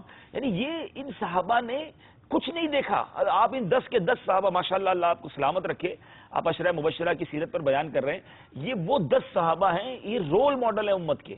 اکثر میں مسئلہ یہ کہ ہم نے نام تو سنے ہیں، ان کے بارے میں پڑھا نہیں ہے. اللہ سلامت رکھے. اب یہی دیکھ رہا تھا مکتبۃ المدینہ نے المدینۃ العلمیہ کی کاوش سے تقریباً میرا خیال ہے 10 کے 10 صحابہ کرام رضوان کے صحابہ کی سیرت پر رسالے عطا کر دیے. تو پڑھے تو صحیح کہ یہ کیوں عشرہ مبشرہ تھے. پیارے آقا کو کیوں ان سے ایسی محبت تھی کہ ممبر پر بیٹھ کر ایک ساتھ ہی نبی پاک نے 10 کے 10 صحابہ کے نام لیے اور جنت کی بشارت عطا فرمائی. جتنی بڑے اتنی محبت بھی بڑھتی ہے اور سیکھنے کو بھی ملتا ہے. پیارے آقا کی جب بات آ جائے عشق رسول کی بات آ جائے تو پھر سب کچھ قربان ہوتا ہے. اللہ تعالیٰ ان مبارک ہستیوں کے صدقے ہمیں جو ہے عشق رسول کی دولت عطا فرمائے, ان کی برکتیں نصیب فرمائے. مدنی چینل کے ناظرین, اب مزید ہم انشاءاللہ اپنے سلسلے کو آگے بڑھاتے ہیں اور عشرہ مبشرہ میں سے ایک اور مشہور صحابی حضرت سیدنا سعید بن زید رضی اللہ تعالی عنہ کی سیرت کے حوالے سے مدنی پھول انشاءاللہ شامل کرتے ہیں. ہمارے رکن شورا نے ہمیں بڑے پیارے مدنی پھول دیے تھے کہ ان صحابہ کی سیرت پر اگر ہم غور کریں تو ہمیں پتہ چلتا ہے کہ یہ عشرہ مبشرہ یہ کیوں اتنے بڑے مقام پر فائز ہوئے, تو ان کی سیرت اتنی اعلیٰ تھی. تو آئیے سیدنا سعید بن زید رضی اللہ تعالی عنہ کے حوالے سے بھی مبلغ دعوت اسلامی سے مدنی پھول لیتے ہیں. حضرت سیدنا سعید بن زید رضی اللہ تعالیٰ عنہ عشرہ مبشرہ کے غالباً آخری صحابی ہیں رضی اللہ تعالیٰ عنہ, یعنی ترتیب میں جو آتے ہیں. تو ان کی سیرت و کردار کے حوالے سے کچھ ارشاد فرمائیے. حضرت سیدنا سعید بن زید بن عمرو رضی اللہ تعالیٰ عنہما, سعید تو آپ کا اصل نام یہی تھا آپ کا, اور آپ کی کنیت تھی ابو الاعور, اور اگر ان کا سلسلہ نسب دیکھیں تو 10ویں پشت میں جا کر ان کا نسب بھی آپ علیہ السلام سے جا کر مل جاتا ہے. ماشاءاللہ. ان کا بیان کرنے سے پہلے جو ایک بڑی اسپیشل جو چیز ہے ان کے والد صاحب کے متعلق, ٹھیک ہے, ان کا نام تھا سعید, ان کا والد صاحب کا نام تھا زید. تو سیدنا زید بن عمرو رضی اللہ تعالیٰ عنہ آپ موحد تھے, یعنی آپ علیہ السلام نے جب آپ مبعوث ہوئے تھے تو اعلان نبوت ابھی نہیں فرمایا تھا کہ اس سے پہلے ان کے والد صاحب کا انتقال ہو گیا تھا. لیکن اس سے پہلے جو ایک زمانہ فطرت تھا نا, جسے دین ابراہیمی کہا جاتا ہے, موحد جسے کہتے ہیں کہ اللہ کے ایک ہونے پہ ایمان رکھنا, جیسے ہمارے سرکار کے جی ہاں جو والدین کریمین تھے تو وہ بھی اسی چیز میں دین ابراہیمی پر قائم تھے. تو ان کے والد صاحب کو بھی یہی معمول تھا, اور جو زمانے جاہلیت کی جو رسومات تھیں, خاص طور پہ جو ان کا ظلم و ستم تھا, ان کا شراب نوشی کرنا, ان کا دیگر جو اخلاق سے گری ہوئی حرکت تھی وہ کرنا, اس کے علاوہ اپنی بیٹیوں کو زندہ دفن کر دینا, حتیٰ کہ آپ کے بارے میں آتا ہے کہ اگر کسی شخص کے بارے میں آپ کو پتہ لگتا ہے کہ جناب وہ اپنی بیٹی کو جا کر دفن کرنے والا ہے تو آپ اس کی بیٹی کو بھی اپنی کفالت میں لے لیا کرتے تھے اور اس کو پورا پالتے تھے, اور جب وہ شادی کی عمر کو پہنچ جاتی تو کہتے تھے بھائی اس کی شادی کرنی ہے تو بتا دو, لے جاؤ اس کو شادی کر رہا ہوں, وہ بھی میں ہی کر دیتا ہوں. اور یہ آپ کا جو ہے وہ معمول تھا, اور اسی حالت میں آپ کا جو ہے وہ اس دنیا سے وصال ہو گیا. اور جب آقا علیہ السلام نے اعلان نبوت فرمایا تو سیدنا سعید جو ان کے شہزادے تھے عشرہ مبشرہ کے صحابی, یہ حاضر خدمت ہوئے اور عرض کی یا رسول اللہ میرے والد صاحب کا تو آپ کو پتہ ہے کہ کس حالت میں اس دنیا سے وہ چلے گئے, بڑے نیک تھے, تو کیا فرماتے ہیں آپ ان کے متعلق. تو آپ علیہ السلام نے ارشاد فرمایا کہ حضرت عیسیٰ اور میرے درمیان یہ جو ایک عرصہ تھا, اس میں کوئی نبی اللہ تبارک و تعالیٰ نے مبعوث نہیں فرمایا, تو کہتے اس کے درمیان ایک پوری امت کے طور پر قیامت کے دن اللہ تبارک و تعالیٰ تمہارے والد زید بن عمرو کو اٹھائے گا, ایک پوری امت کے طور پر. یہ ان کے والد صاحب کا جو ہے ایک تھوڑا چھوٹا سا تذکرہ تھا. اب آتے ہیں سعید بن زید رضی اللہ عنہ پر, عشرہ مبشرہ کے جو صحابی ہیں. ان کا سیدنا فاروق اعظم سے بڑا پیارا رشتہ ہے. سیدنا فاروق اعظم رضی اللہ عنہ کے قبول اسلام لانے کا ایک سبب بھی یہ بنتے ہیں. سیدنا فاروق اعظم رضی اللہ عنہ کے اعتبار سے یہ بہنوئی بھی ہیں اور ایک اعتبار سے بچوں کے ماموں بھی ہیں. ان کی جو بہن تھی سیدنا سعید بن زید کی, حضرت عاتقہ بنت زید, یہ سیدنا عمر فاروق رضی اللہ عنہ کے نکاح میں آئی تھی. پہلے ان کا نکاح سیدنا صدیق اکبر کے شہزادے کے ساتھ ہوا تھا, ان کے وصال کے بعد ان کا نکاح عمر فاروق رضی اللہ عنہ سے ہوا تھا. اسی طرح عمر فاروق رضی اللہ عنہ کی جو بہن تھی حضرت فاطمہ بنت خطاب, ان کا نکاح حضرت سعید بن زید کے ساتھ ہوا تھا. تو دونوں آپس میں ایک اعتبار سے ایک دوسرے کے بہنوئی بھی ہیں اور ایک دوسرے کے بچوں کے ماموں بھی ہیں. آسان لفظوں میں جو وٹے سٹے کی, جی ہاں وٹے سٹے کی جہاں کہہ سکتے ہیں. جی اسی طرح جو سعید بن زید رضی اللہ عنہ ہیں, ان کو ایک یوں سمجھ لیں کہ فضیلت حاصل ہے کہ یہ سب سے پہلے ہجرت کرنے والوں میں ہم کو شمار ہوتا ہے. اور جو قرآن مجید فرقان حمید میں پارہ 11 سورۃ توبہ کی آیت نمبر 100 میں ارشاد ہوتا ہے نا کہ والسابقون الاولون من المہاجرین, پوری جو آیت مبارکہ ہے کہ رضی اللہ عنہم ورضوان, اللہ ان سے راضی, یہ اللہ سے راضی. تو یہ رضوان کا جو ایک مقام ہے یہ ان کو عطا کیا گیا ہے. اور آپ رضی اللہ تعالیٰ عنہ وہ ہستی ہیں کہ جن کو امین الامت حضرت سیدنا ابو عبیدہ بن جراح رضی اللہ تعالیٰ عنہ نے دمشق کا حاکم بھی مقرر فرمایا, اور کثیر احادیث بھی آپ رضی اللہ تعالیٰ عنہ سے مروی ہیں. اور ایک واقعہ بھی ان کی جو ہے وہ سیرت میں بیان کیا جاتا ہے کہ حاکم مدینہ مروان بن حکم ایک تھا, اس کے دور میں ایک عورت آئی اروا بنت اویس اس کا نام تھا. اس نے آ کر یہ جھوٹا جو ہے وہ کہہ لیں کہ مقدمہ دائر کیا آپ رضی اللہ عنہ کے خلاف, اور کہا کہ جناب انہوں نے میری زمین جو ہے وہ غصب کی, اس پر قبضہ کر لیا انہوں نے. تو آپ نے ارشاد فرمایا کہ میں نے تو آقا علیہ السلام سے خود یہ حدیث مبارکہ سنی ہے کہ جس نے کسی کی ایک بالشت زمین قبضہ کر لی تو اس کو 7 زمین کا توق پہنایا جائے گا. میں نے خود اپنے جو ہے وہ کانوں سے آپ علیہ السلام کا مبارک فرمان سنا ہے. میں کیسے اس حرکت کر سکتا ہوں؟ خیر وہ اپنی بات پر اڑی رہی, اس نے الزام اپنا قائم رکھا. تو آپ نے ارشاد فرمایا ہمیں بھی ڈرنا چاہیے اللہ والوں کی اس طرح کی باتوں سے. آپ نے ارشاد فرمایا اگر تو جھوٹی ہے تو اللہ تجھے اندھا کر کے مارے.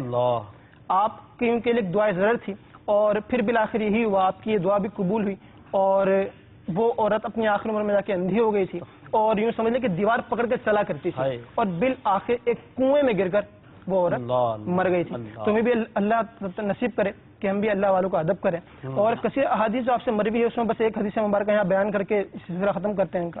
بخاری شریف کی حدیث مبارکہ ہے کہ آپ نے آقا علیہ السلام سے یہ سنا کہ کھمبی ایک چیز ہے, یہ بارش ہوتی ہے نا بارش, تو میں نے مرآت المناجی میں پڑھا تھا, مفتی صاحب لکھتے ہیں کہ جب لکڑی تر ہو جاتی ہے نا تو اس وقت یہ پیدا ہوتی ہے اور یہ بھی 2 قسم کی ہوتی ہے. بعض لوگ اس کی جڑیں کھا لیتے ہیں. آج کی زبان میں سے مشروم کہا جاتا ہے. مشروم بہت مشہور ہے اور یہ بہت ساری آئٹموں میں اب یوز ہونے لگا ہے اور یہ فرمایا کہ کھمبی بہت لذیذ بھی ہوتا ہے. یہ جو مشروم ہے یہ من سے ہے, من یعنی یہ جو من و سلوہ کی طرف اشارہ تھا, یہ جو حضرت موسیٰ علیہ السلام کی قوم پر میدان تیہ میں نازل ہوا تھا اللہ تبارک و تعالیٰ کے اس غیبی دسترخوان, تو فرمایا من سے ہے.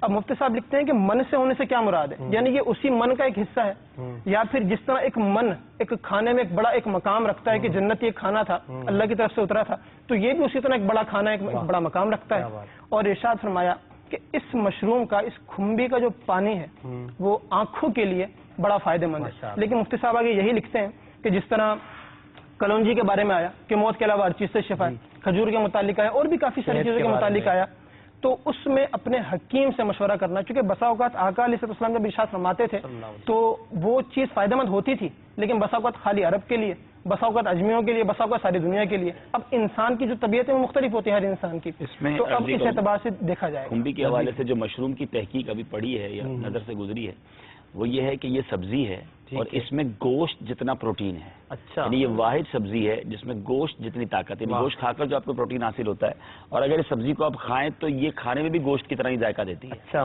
ہاں, تو یہ استعمال کریں مدنی چینل کے ناظرین. اب تو فضیلت بھی سامنے آ گئی ہے. البتہ یہ ضرور ہے کہ اس کے یہ کھمبی جو ہے اس میں میں نے جو معلومات کی ہے کہ جو گاؤں کے لوگ ہوتے ہیں نا وہ جانتے ہیں کہ جب اس کو نکالا جاتا ہے تو ہر کھمبی جو ہے وہ کھانے والی نہیں ہوتی. اچھا, جیسے ہر جڑی بوٹی نہیں ہوتی, تو اس کی پتہ ہوتا ہے کہ یہ والی کھانے والی اور یہ والی اس کا اس کی 2 قسمیں, جی 2 طرح کی کھمبی ہوتی ہے.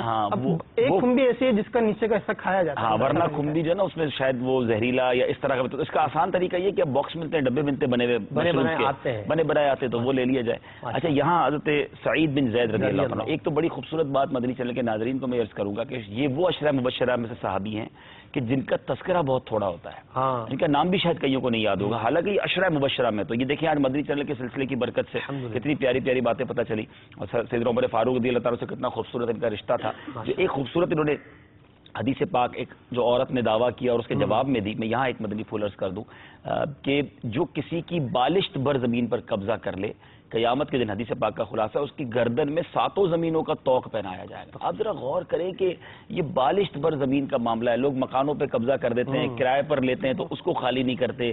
ایک طرح سے قبضہ گروپ لوگوں نے بنایا ہوا ہے, بس خالی پلاٹ ملا اس پر جا کر بیٹھ گئے. اچھا, پھر والدین کا انتقال ہوا تو وراثت نہیں بانٹنی, اس پہ قبضہ کر لیا گھر کے اوپر, یہ میرا ہے تو یہ تھا. تو شرعی رہنمائی لینا بہت ضروری ہے. اور ایسا نہ ہو, یعنی خوف خدا والی بات ہے کہ آج تھوڑی سی جگہ تو آپ کو مل جائے گی, لیکن اسی زمین جس پر آپ قبضہ کر کر بیٹھیں, پہلے آپ نے زمین میں جانا بھی ہے, اور اس زمین میں جا کر کیا جواب دو گے پھر اس کے بارے میں غور کریں. ایسا نہ ہو کہ اس میں کیڑے بچھو جو ہے وہ ہمارا انتظار کر رہے ہو, تو خدا را کسی کا حق نہ دبائیں. اور اگر خدا را خواستہ ایسا کوئی میرا بھائی, میری کوئی ایسی بہن مدنی چینل کے ناظرین میں سے سن رہا ہے کہ جو کسی کی زمین پر قابض ہیں, خالی نہیں کر رہے, وراثت کے معاملات میں گھروں پہ قبضہ کر لیا, یہ حدیث پاک کو سن کر توبہ کیجیے اور سلو کر کے جن کا جو حق ہے اسے دے دیجیے. آپ نے بڑی پیاری توجہ دلائی کہ وہ ایک تو قبضہ گروپ ہونا ہے, وہ ایک الگ سے ہے, یعنی ہر ایک سمجھتا ہے قبضہ تو وہ کر رہا ہے, مگر جو وراثت کے معاملے میں جو قبضے کر کے بیٹھے تو وہ اپنے آپ کو قبضہ گروپ وہ نہیں سمجھتے ہیں. وہ کہتے ہیں میرا حق ہے, میرا حق ہے. تو اگر آپ کا حق ہے تو کسی مفتی صاحب سے صحیح معلومات مشورہ کر لیں, کیونکہ بعض اوقات وہ یہ سمجھتے ہیں کہ چونکہ بہنوں کی شادی ہو گئی تو اب تو بہنوں کو دینے کی کوئی ضرورت نہیں ہے. اب تو اس گھر میں ہم امی ابو کے ساتھ رہے تھے, ایک بھائی نے تو اپنا گھر خود ہی بنا لیا تھا, شادی ان کی ابو نے الگ کر دی تھی, میں ساری زندگی خدمت کرتا رہا, تو یہ تو گھر میرا ہو گیا نا امی ابو کے جانے کے بعد. آپ نے یہ ازیوم کیا, آپ نے یہ سوچا کہ آپ کا ہو گیا، شرعن آپ کا ہوا ہے کہ نہیں ہوا، اس کی معلومات لے لیں، ورنہ کئی اچھا اس میں کئی یتیموں کا حق بھی ہو جاتا ہے. ہو سکتا ہے کہ کوئی بھائی کا انتقال ہو گیا ہو، بہن کا، اس کے نابالغ بچے ہوں، اور آپ یتیموں کے حق پر بیٹھے اور آپ سمجھ رہے ہو یہ میرا حق ہے. ہمارے یہاں تو بس وراثت کے معاملے میں اللہ تعالیٰ ہمیں علم کی حاصل کرنے کی، علماء سے رابطے کرنے کی توفیق عطا فرمائے کہ ہم اس معاملے میں رہنمائی لیں. دعوت اسلامی الحمدللہ عز و جل اس طرف بھی ہمیں سوچ دیتی ہے کہ ہم اس طرف آئیں. ہم عشرہ مبشرہ کے اصحاب کے بارے میں گفتگو کریں. سعد بن ابی وقاص رضی اللہ تعالیٰ عنہ کا عشق رسول کا ایک بہت ہی پیارا انداز. دیکھیں دنیا میں تو سرکار صلی اللہ علیہ وسلم سے محبت کا انداز وہ جو والدہ والا تھا کہ والدہ کو جو جواب دیا، جب انتقال کا وقت آیا. ایک لطیف پہلو یہ آپ کی گفتگو سے مجھے ملا، میں کوئی پڑھا نہیں ہے، والدہ کی بات نہ مانی نبی پاک سے محبت کی بنا پر. کیا بات. لیکن ادھر نبی پاک سے جملہ کیا ملا کہ اے سعد میرے ماں باپ کیا بات. واللہ والا اس میں کیا مطابقت ہے، لیکن یہاں دیکھیں کہ اعزاز کتنا بڑا مل گیا. سبحان اللہ سبحان اللہ. تو انتقال کے وقت آپ نے وصیت فرمائی کہ جب میرا انتقال ہو جائے تو مجھے بغلی قبر کھود کر اندر دفن کرنا، کیونکہ نبی کریم صلی اللہ تعالی علیہ وآلہ وسلم نے اسی طرح کی جو ہے قبر کو پسند فرمایا ہے، اور میری قبر میں جو ہے کچی اینٹیں لگانا، پکی اینٹوں کو نہ لگانا. تو یہ بھی ایک سنت کا اور سنت سے محبت کا انداز تھا کہ آپ صحابی ہیں اور انتقال کا انداز، قبر میں جانے کا انداز بھی وہ اختیار کر رہے ہیں کہ نبی کریم صلی اللہ تعالی علیہ وآلہ وسلم نے جو اپنے لیے پسند فرمایا. اور یہ بھی وصیت فرمائی کہ غزوہ بدر میں جو جبہ میں نے استعمال کیا تھا اسی جبے میں مجھے کفن دینا اور مجھے ارحم الراحمین کے حوالے کر دینا. کیا بات ہے. اللہ تبارک و تعالیٰ ان کے مزار پر انوار پر کروڑا کروڑ رحمت نازل فرمائے. ہم انشاءاللہ نعت خواہ اسلامی ویسے پیچھے سے فرمائش آ رہی ہے ہمارے MCR سے کہ ایک کلام سننا ہے، اس کلام کی طرف جاتے ہیں. اور عبدالحبیب بھائی چونکہ ابھی آپ ایک سلسلہ کرنے جا رہے ہیں، اس کا پرومو چل رہا ہے ذہنی آزمائش، اس حوالے سے بھی کچھ مدنی چینل کے ناظرین کو بتائیں کہ یہ کتنے دن ہوگا اور کب تک چلے گا، کیا کیا سلسلے کر رہے ہیں آپ اس میں؟ الحمدللہ ذہنی آزمائش سیزن 7 کا جو شیڈیول ہے، جو جدول ہے وہ جاری ہو چکا ہے. مکتبۃ المدینہ سے اس کے باقاعدہ کارڈ بن چکے ہیں ماشاءاللہ. اور ہم 2 فروری سے بروز منگل رات 10:30 بجے یہ شروع کرنے جا رہے ہیں. آپ دعا بھی فرمائیں کہ خیر و عافیت کے ساتھ اور اخلاص کے ساتھ یہ سلسلہ ہم کرنے میں کامیاب ہوں. اس بار 12 شہروں کی ٹیمیں ہیں، تقریباً 13 شہروں کی ٹیمیں ہیں اور 24 ڈبل 12 انشاءاللہ ٹیمز ہوں گی. ڈبل 12 یہ سمجھے کہ قسم کے اسلام بھائی ہوں گے. اور انشاءاللہ یہ منگل بدھ جمعرات ہر ہفتے 3 دن رات 10:30 بجے ہوا کرے گا اور یہ 10 اپریل تک جاری رہے گا. یعنی کم و بیش 2.25 مہینے، یہ تقریباً 68 دن 70 دن بنتے ہیں، یہ سلسلہ رہے گا. لیکن ہفتے میں 3 دن ہوگا اور 10 اپریل کو انشاءاللہ ارادہ ہے بروز اتوار اس کا فائنل ہوگا. اتنا لمبا پیریڈ اور ہفتے میں صرف 3 دن مسلسل کر دیتے؟ ہاں، اصل میں اس میں دونوں باتوں کا جواب آپ کے ہی اس بات میں ہے کہ ایک تو اگر مسلسل کرتے تو لمبا نہ ہوتا. ٹھیک ہے. اچھا، مسلسل کرنے میں ایک تو تھکاوٹ، دوسرا یہ کہ جب یہ مسلسل ہوتا تھا نا تو میں پھر کچھ اور نہیں کر سکتا تھا. تو اب ہم نے یہ پلان کیا کہ ہفتے میں 3 دن ہم یہ کریں سلسلہ. تو ایک تو مدنی چینل کے ناظرین کو 2-2.5 مہینے جو اس کو ذوق اور شوق سے دیکھتے ہیں، خاص طور پہ مدنی منع یا ناظرین، تو وہ 2-2.5 مہینے اس کی برکتیں لوٹیں. اور دوسرا یہ کہ ہمیں بھی کچھ کرنے کا اور موقع ملے. تو 3 دن کے بعد جو 4 دن بچیں گے انشاءاللہ اس میں دیگر مدنی کام کریں گے انشاءاللہ. ماشاءاللہ عز و جل. تو ذہنی آزمائش سلسلہ انشاءاللہ ان قریب آن ایئر ہو رہا ہے منگل والے دن. اس منگل سے آپ اس کو دیکھیں، اپنے بچوں کو بیٹھ کر دکھائیں. ذہنی آزمائش سلسلے دیکھنے کی بھی نیت فرما لیجئے. اور ہم انشاءاللہ عز و جل اس سلسلے کو مزید آگے بڑھاتے ہیں. نعت خواہ اسلامی ویسے فرمائش کر رہا ہوں کہ وہ ماں کے اوپر جو آپ کا کلام ہے آپ پڑھتے ہیں تو ہمیں فرمائش کی جا رہی ہے کہ وہ آپ اس کے کچھ اشعار سنا دیں. ماشاءاللہ صلی اللہ علیہ وسلم. موت کی آغوش میں جب کے سو جاتی ہے موت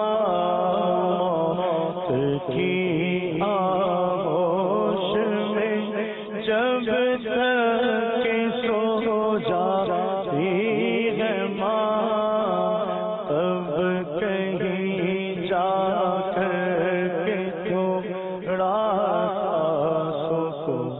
پاتی ہے ماں.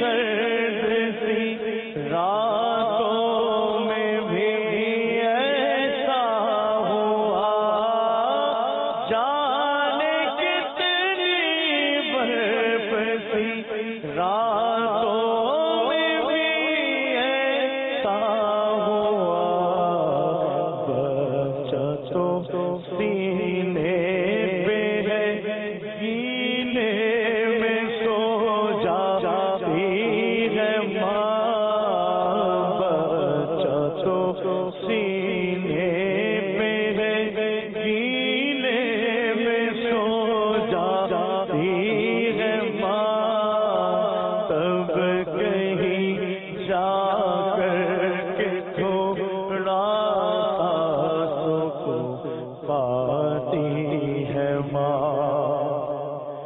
پیار کہتے ہیں کسے اور مانگتا کیا چیز ہے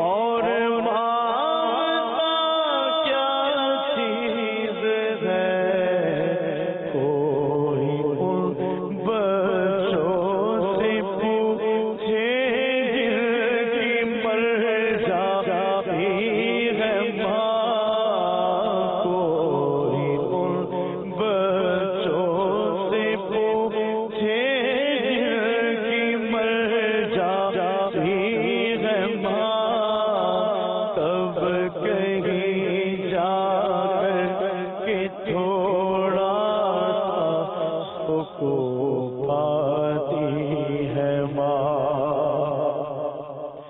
سامنے بچوں کی خوش رہتی ہے ہر ایک حال میں سامنے بچوں کی خوش رہتی ہے ہر ایک حال میں رات کو چھپ چھپ کے لیکن اشک برساتی ہے ماں رات کو چھپ چھپ کے لیکن اشک برساتی ہے ماں تب کہیں جا کر کے تھوڑا سا سکون پاتی ہے ماں مانگتی کچھ بھی نہیں اپنے لیے اللہ سے مانگتی کچھ بھی نہیں اپنے لیے اللہ سے اپنے بچوں کے لیے دامن کو پھیلاتی ہے ماں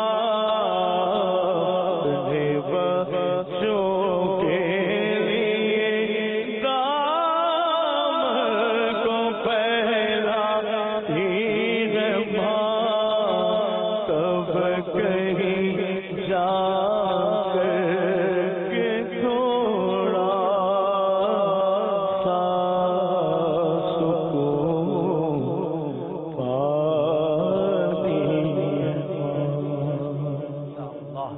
پیارے اسلامی بھائیوں، مدنی چینل کی اس سلسلے عالم تیرا پروانہ میں ہم نے عشرہ مبشرہ کے حوالے سے سنا اور ماں کے حوالے سے بھی جو ہم نے کلام سنا. برائے کرم اپنی ماں سے محبت کیجیے، اپنی ماں کا ادب کیجیے، اپنے والدین سے پیار کیجیے، اپنے والدین کی فرما برداری کیجیے. یقین جانیے جو والدین کا نافرمان ہے اللہ و رسول عز و جل کی نافرمانی کا وہ مستحق ٹھہرتا ہے.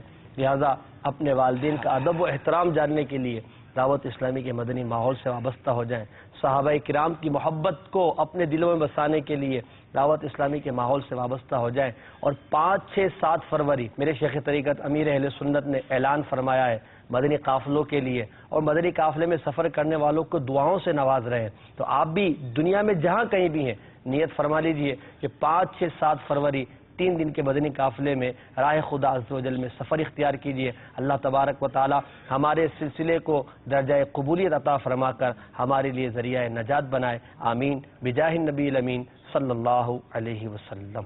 صلو علی الحبیب صلی اللہ علیہ وسلم۔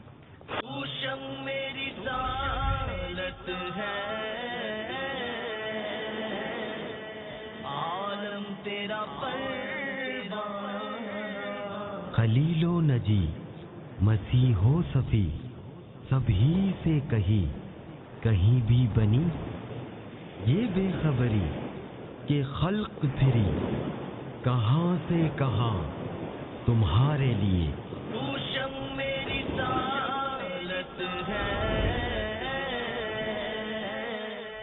عالم تیرا پر